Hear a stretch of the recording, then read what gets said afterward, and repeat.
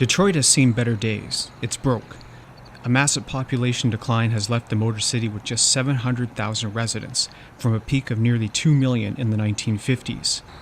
This has left about 150,000 vacant or abandoned properties.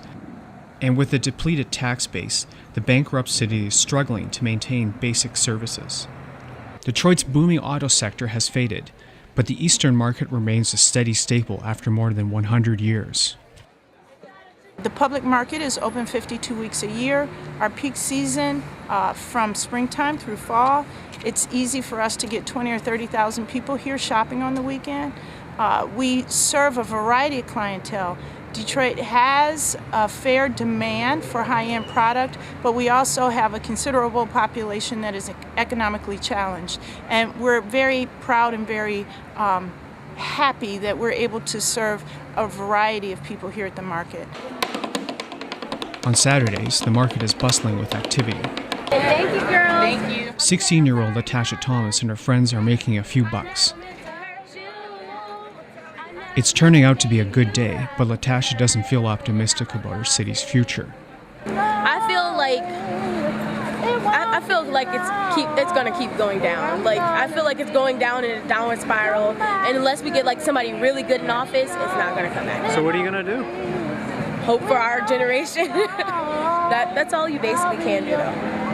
Hope our generation is going to bring something better to it. With a municipality on the skids, Detroit's emergency manager is proposing cuts. One includes selling art.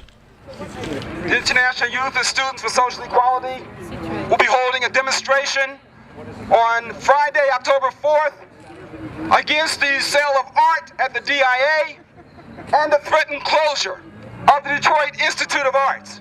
The cuts that are being carried out against the DIA are part of the bankruptcy policy of the emergency manager, who's literally destroying every right, benefit, and gain that working people have won in the city of Detroit. They're going to cut pensions. They're now cutting the health care of city workers. They're privatizing industry. Education is being destroyed. I've seen the situation in Detroit change incredibly.